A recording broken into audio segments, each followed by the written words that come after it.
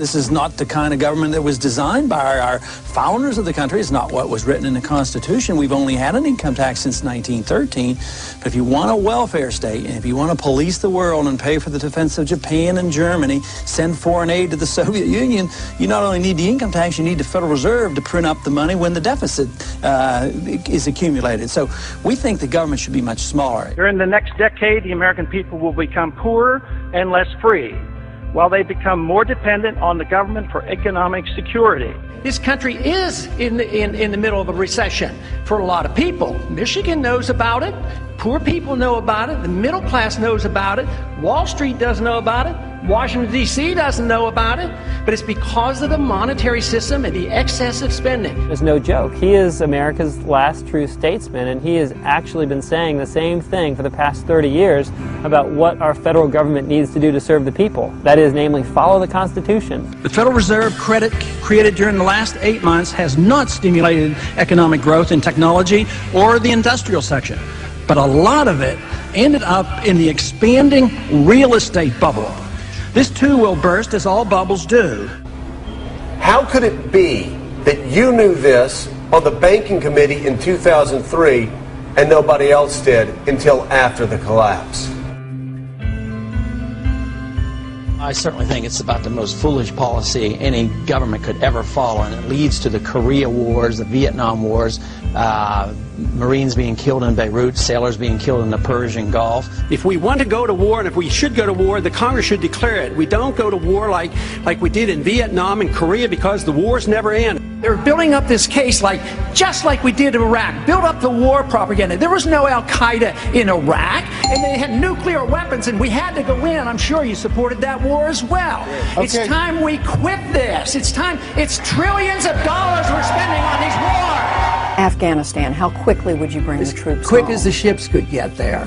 It really says a lot that the politically aware people in the military, those that are paying attention and engaged in the political process, are supporting someone who advocates an immediate withdrawal. I got twice as much as all the other candidates put together on the Republican side, and even more than Obama got, which tells me that those troops want to come home as well, because they know exactly what I'm talking about. My name is Eric Knowles. I'm an Air Force veteran. My name is Jonathan Schaefer. I spent 6 years in the Navy. Hello, my name is Tony Marek. I served in the Army for 8 years. I'm Alex Schlegel. I'm an 8-year Air Force veteran. Hi, my name is John Jones, and I'm a U.S. Air Force veteran. I have a cousin who's in the Marine Corps. He spent 18 months over in Iraq. A war based on a lie. There's great reason to have hope for Ron Paul's candidacy, as he's the only veteran in the Republican primary right now, the only representative in Congress that takes his oath to the Constitution and the rule of law seriously. You sign up for the military and you sign the dotted line. You're there to defend America and the Constitution, and Ron Paul is the only person that's been doing that for a while now. I support Ron Paul because I believe he's the only candidate with the fortitude to actually stand by the Constitution. I took an oath to support defend the Constitution, and he is the only elected representative that actually takes his oath seriously. I think he's dead on when he talks about the Federal Reserve System. It's only because the government is able to print money to pay for the war that we're able to stay at war. And that act of printing money makes us all poor. It's been going on and on because we just plain don't mind our own business. That's our problem. During the last campaign, I knew what was happening. You know, they mocked me for my foreign policy and they laughed at my monetary policy. No more. President Obama has 42% of voter support, and Representative Ron Paul, 41%. Wow. I see a fantastic movement at the grassroots. This man brings together people of all races, all socioeconomic backgrounds, all political affiliations, because freedom is truth and truth is power, and we can live and be free in this country if we believe we can.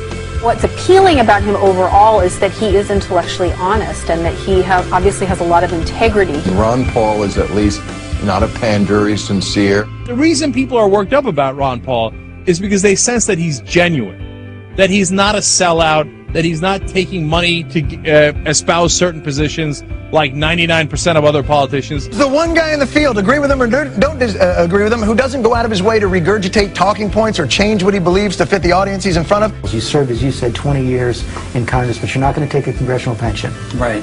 As an obstetrician, you never took Medicare or Medicaid for your patients. Never. I'm personally endorsing Ron Paul for President of the United States for 2012. A lot of stuff he says makes perfect sense. Mainstream is moving in the direction that I have been talking about for a long time. And everything he has said has been truth. And a lot of stuff Obama has said has been lies. I will promise you this, that if we have not gotten our troops out by the time I am president, it is the first thing I will do. I will get our troops home. We will bring an end to this war. You can take that to the bank. So does that mean you can tell us today that you will not change the 16-month timetable?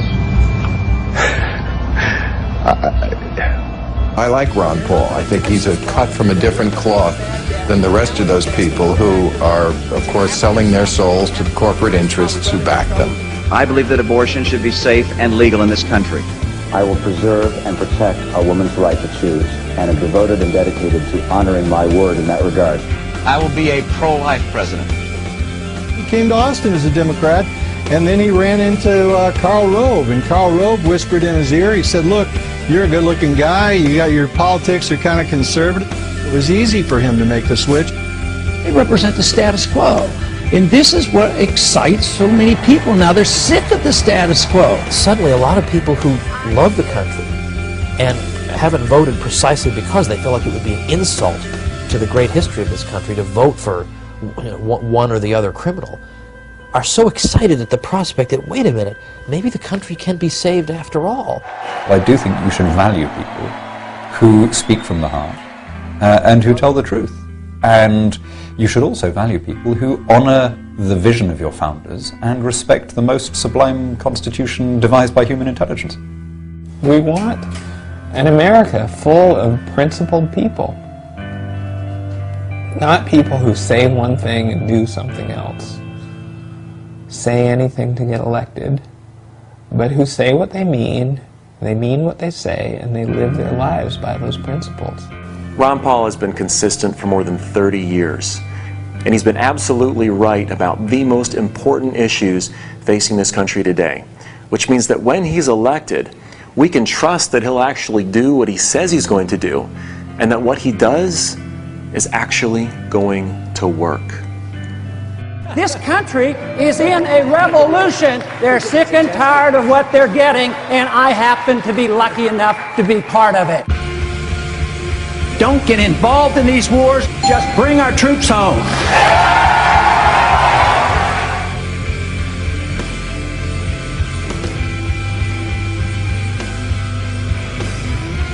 There is absolutely never a reason to give up 1 ounce of freedom for the sake of security. It won't work.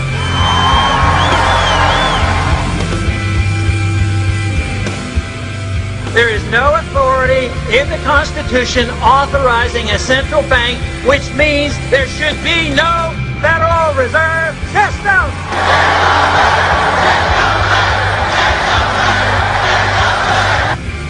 An idea whose time has come cannot be stopped by any army or any government.